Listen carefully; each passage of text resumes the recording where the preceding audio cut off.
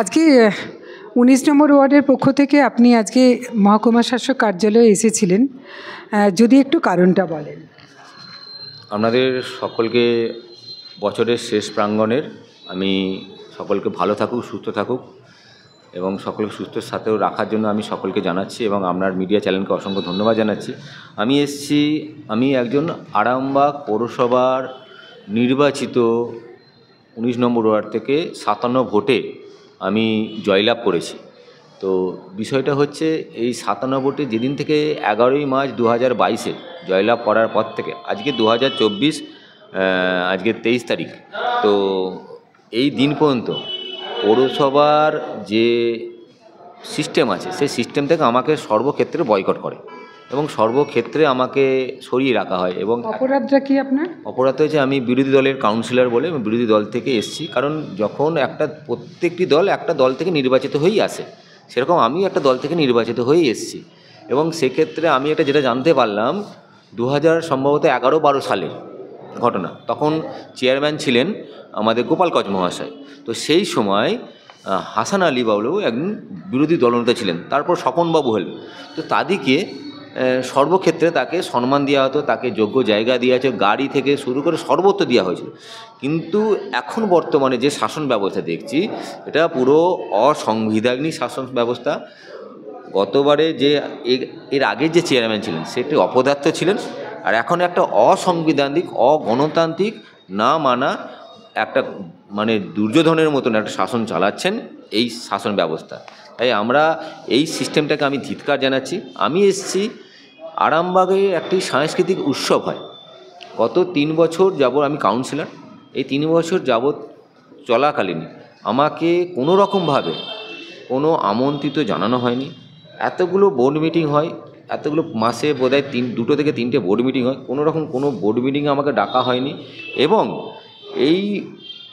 এই যে মেলা চলছে, গতবারে আমরা একইভাবে একটা ঝামেলা করেছিলাম, পৌরসভায় লিখিত করে জানিয়েছিলাম, চেঁচামেচি করেছিলাম। তখন ওখানকার কাউন্সিলররা এবং চেয়ারম্যানরা প্রতিশ্রুতি দিয়েছিল যে এবারে আমরা যে মেলা হবে সে মেলা তোমার নাম থাকবে। কিন্তু সেই প্রতিশ্রুতি এইটা একটু কেমন লাগছে না যে এবারে তোমার নাম থাকবে? উনি কি দয়া করছেন? এটা তো সিস্টেমে তো কোনো দয়ার জায়গা নেই। এটা তো আপনার নৈতিক অধিকার। সেই জায়গায় উনি দয়াটা কিসের করবেন? এবারে থাকবে না, বিষয়টা এখন যেহেতু আমরা লড়াইভাবে বিরোধী দল হিসেবে যেহেতু আমরা আমি একা, সেই হিসেবে ওরা সেইভাবে সিস্টেম চালাচ্ছে। কারণ বিরোধী দল হিসেবে একটা কোটা থাকে, যেহেতু একটাই 1 বা 3, তো যেহেতু বিরোধী দল হিসাবে আমি একটা আছি, তো সেই হিসাবে ওরা সেটা সিদ্ধান্ত নিয়েছিল যে নামটা আমরা দেব। তো নামটা ওরা দেয়নি, তো প্রতিশ্রুতিবদ্ধ হলো না, প্রতিশ্রুতিকে একবার ইতিহাস করে বা সমাপ্ত করে রেখে দিল। তাই আমরা এসডিও সাহেব এবারে কি আপনাকে আরামবাগ পৌর উৎসবে এবারে আপনাকে কোনো জায়গায় কোনোভাবেই স্থান দেওয়া হয়নি? কোনো জায়গা তো দূরের কথা, 19 নম্বর ওয়ার্ডটা ম্যাপ থেকে বার করতে চাই। আমি শুধু মহকুমা শাসকের জানতে চাইছি যে 19 নম্বর ওয়ার্ড যদি বলেন যে বাদ হয়ে যাচ্ছে, তাহলে একটা লিখিত করে টাঙিয়ে দিন যে 19 নম্বর ওয়ার্ডটা বিরোধী দল বলে বিরোধী ওয়ার্ড থেকে হয়েছে বলে যে 19 নম্বরটা আমাদের পৌরসভা থেকে বাদ, 1 নম্বর। 2 নম্বর হচ্ছে আমি মহকুমা শাসককে বলেছি যে 19 নম্বর ওয়ার্ডের মানুষগুলো যারা আছে তাদেরকে 19 নম্বর ওয়ার্ডকে বিরোধী দল হিসাবে আমরা ঘোষিত করে জানিয়ে দিন। 3 নম্বর হচ্ছে 19 নম্বর ওয়ার্ডটাকে বলেছি যদি ওটা, কারণ 19 নম্বর ওয়ার্ডের টাকা নিয়ে আপনার পৌরসভা চলছে। কারণ 19 নম্বরে যে ট্যাক্স পড়ে, যে রেভিনিউ পড়ে, 18টা ওয়ার্ডে যে রেভিনিউ দেয় তার থেকে 3 ডবল বেশি 19 নম্বর ওয়ার্ড দেয়। 19 নম্বর ওয়ার্ড থেকে যেভাবে শপিং মল আছে, কমার্শিয়াল বিল্ডিং আছে, যেভাবে রাস্তার গায়ে বাড়িগুলো হয়েছে, যেভাবে অ্যামাউন্ট পায়, রেভিনিউ পায়, সব থেকে বেশি রেভিনিউ পায়।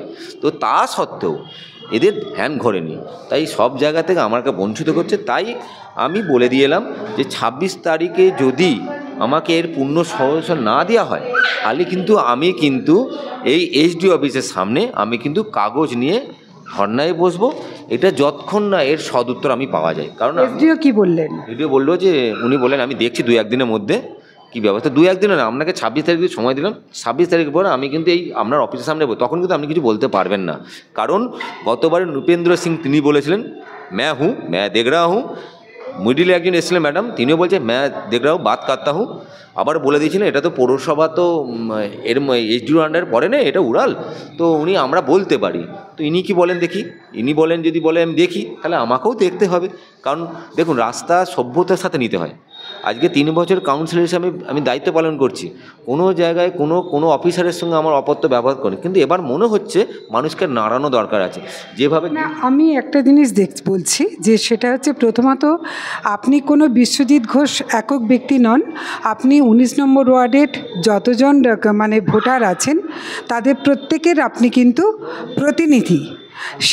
সেই হিসাবে আপনি যেহেতু আপনার নিজস্ব সত্তা বিশ্বজিৎ ঘোষের থেকেও আপনি একটা গোটা 19 নম্বর ওয়ার্ডের সত্তা, সেই হিসাবে আপনাকে বঞ্চিত করে রাখা মানে 19 নম্বর ওয়ার্ডকে বঞ্চিত করে রাখা। আর দ্বিতীয়ত হচ্ছে একই সাথে 19 নম্বর ওয়ার্ডের বাসিন্দাদেরকেও অসম্মানিত করা। এই জায়গাটাতে এসডিওর কি ভূমিকা হবে আমরা দেখতেই পাবো, যে প্রতিবারই মানে একটা মৌখিক প্রতিশ্রুতি দিয়ে দায় সারা, না তিনি আদৌ কাজের কাজ করছেন। আর একই সাথে এই বিষয়ে পৌরসভা তাদের শুভবুদ্ধি উদয় হচ্ছে কিনা আমরা সেটাও দেখব। কিন্তু আপনার পাশেই আছেন দেখছি, দুজন এসেছেন। আপনারা তো 19 নম্বর ওয়ার্ডের বাসিন্দা, আপনারা কি অপমানিত বোধ করছেন আদৌ? হ্যাঁ, আমি 19 নম্বরের বাসিন্দা এবং তার সঙ্গে আমাদের ভারতীয় পার্টির একজন সক্রিয় কার্যকর্তা। তো অ্যাকচুয়ালি অপমানিত বোধ তো করছি, কারণ আমরা যেহেতু এই পার্টিটা করি, 19 নম্বর ওয়ার্ডের মানুষ যেহেতু আমাদেরকেই মনোনীত করে ভোটটা দিয়েছেন, তো সে জায়গায় আমাদের যে মানে একটা পৌরসভার উৎসব হলে ধরুন তাতে যে নাম লেখানো বা পৌরসভার যে কাজকর্ম কিছু হচ্ছে সেগুলো জানতে চাওয়া, এগুলো তো সাধারণ মানুষ আমাদের কাছেই জানতে চাইছে। এবং শুধু আমি একা অপমানিত হচ্ছি না, 19 নম্বর ওয়ার্ডের প্রতিটি মানুষ অপমানিত হচ্ছে এবং ওনারা বলেও দিচ্ছেন যে ফালতু আর যেই কী হবে করেই কী হবে, ওরা তো করবে না। অ্যাকচুয়াল এটাতে যাতে আমাদের একটাই আবেদন, সবসময় হল্লাবোল মারপিট ঝগড়াঝাটি এসব করে কোনো কিছু কাজ হয় না। আমরা ভদ্রতার সহিত জানতে এসেছি যে ওনারা যদি বলেন যে আমরা শুভবুদ্ধির উদয় হয়ে শুধু বলেন নয়, প্রতিশ্রুতি নয়, আজকে আমি এর জায়গা নিয়ে যাব। কাউন্সিলরের আমন্ত্রণ পত্র কিছু কিছু জায়গায় আছে না, যখন ওনারা দিতে চায় না, জোর করেই একটু নিতে হয়, তো নিয়ে যাব। যদি ওনারা না দেন তো আমরা 26 তারিখে শান্তিপূর্ণ ধর্না বসবো। ধর্নায় বসার অধিকার আমাদের সবারই আছে, শান্তিপূর্ণ ধর্না বসবো। আমরা লোকজন কেউ নিয়ে আসবো না, আমরা 4 জন কি 2 জন কি 1 জন করে আমরা ধর্নায় বসবো। বারে বারে তো এরকম আর নচেত পৌরসভা ঘোষণা করে দিক 19 নম্বর ওয়ার্ড বলে আরামবাগ পৌরসভার মধ্যে কোনো ওয়ার্ডই নেই।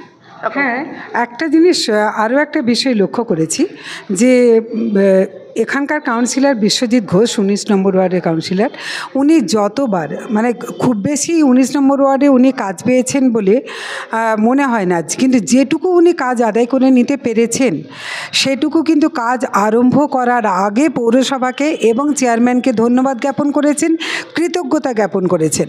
আবার কাজ শেষেও একইভাবে উনি অন স্পট উনি কৃতজ্ঞতা জ্ঞাপন করেছেন, ধন্যবাদ জ্ঞাপন করেছেন পৌরসভাকে।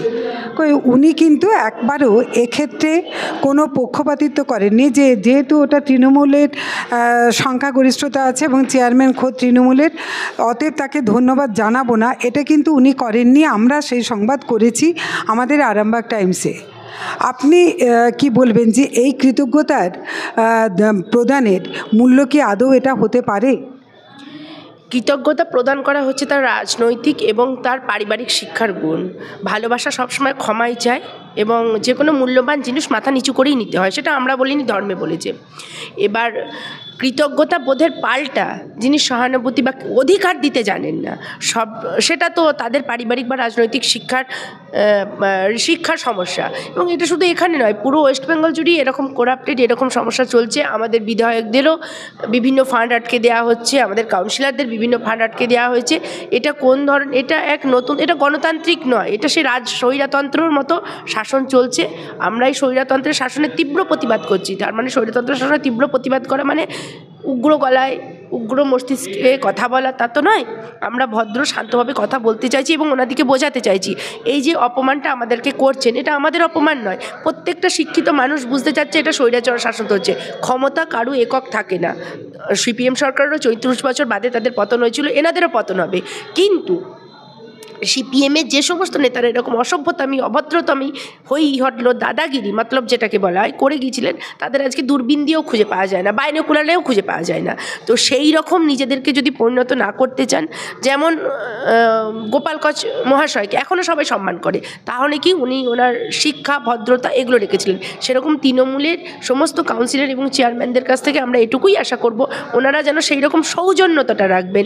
বিরোধী বলে এটা যেন সেই বাচ্চা ছেলেদের মতো ছেলেমানুষি বা মারদাঙ্গা করা বা অত্যাধিক হিংস্রতা অরাজনৈতিক ম্যাটারগুলোকেও রাজনীতির মধ্যে আনবেন না। প্রশাসনিক পদটা কোনো রাজনৈতিক ব্যাপার নয়। উনি বিজেপি মনোনীত প্রার্থী, কিন্তু উনি 19 নম্বর ওয়ার্ডের বিজেপিরও কাউন্সিলর, তৃণমূলেরও কাউন্সিলর।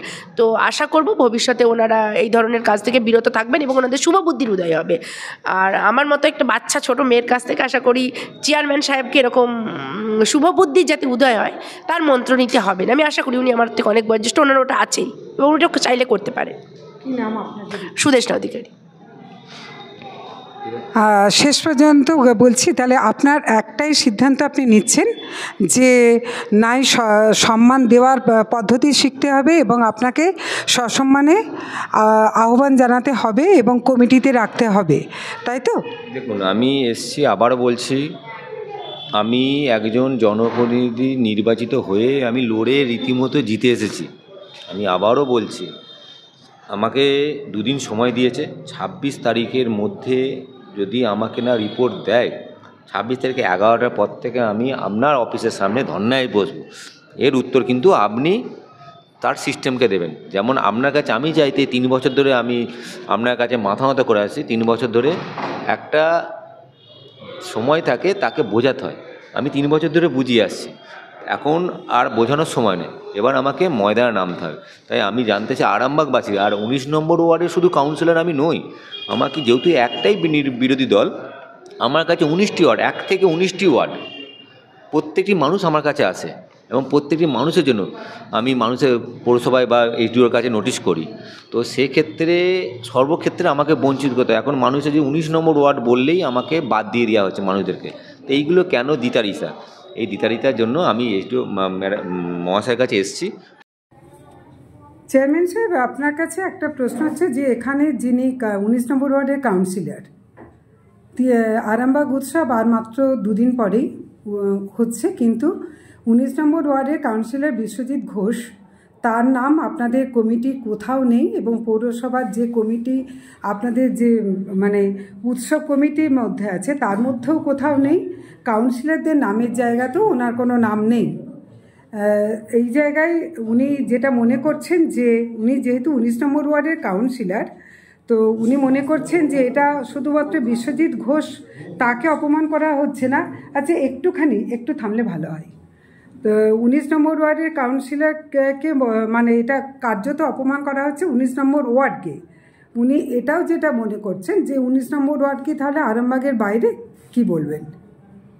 ওনার কোনো দিন দেখাই পাই না, উনি কোনো কাজের সঙ্গে যুক্ত নন। আমরা কাজ করে এলে উনি নারকেল পাঠান, আমরা এর কোনো প্রতিবাদ করিনি। কিন্তু উনি যেন ভাবেন না যে আমরা খুব দুর্বল, আমার উদাহরণটাকে দুর্বলতা যেন না ভাবে। হ্যাঁ, কেন ওনার মাসে মাসে 10,000 টাকা করে দিতে লজ্জা লাগে না?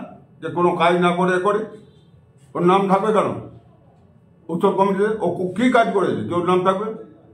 ওনাকে কোনো মিটিংয়ে নাকি ডাকা হয় না? হয়, ডাকা হয়, সব ফাঁকা। আর একটা জিনিস হচ্ছে, উনি যখন ওনার ওয়ার্ডে যে কটা রাস্তার কাজ বেরিয়েছে, উনি কিন্তু রাস্তার কাজগুলো হওয়ার আগে আপনাকে কৃতজ্ঞতা জানান এবং আপনার পৌরসভাকে কৃতজ্ঞতা জানান। এবং আমি কাজ করি না, পাবলিক ডিমান্ড অনুযায়ী আমি কাজ করি এবং সেটা 19 নম্বর ওয়ার্ডে সবচেয়ে বেশি কাজ হয়েছে। এটা শুনে রাখুন, 19 নম্বর ওয়ার্ডে সবচেয়ে বেশি কাজ। উনি যেটা বলছেন যে 19 নম্বর ওয়ার্ড সব থেকে বেশি ট্যাক্স দেয়, 19 নম্বর ওয়ার্ড হচ্ছে বিবেকানন্দ পল্লী। ফাঁসি বাহিনী কি ট্যাক্স দেবে? বিবেকানন্দ পল্লী। কাজে এখানে ওসব গল্প ফেলে লাভ নেই। গল্পটা হচ্ছে উনি নিজেকে ক্যামেরার সামনে জাহির করতে চান, ওসব করে লাভ হবে না। বাস, দ্যাটস অল। অনেক ধন্যবাদ।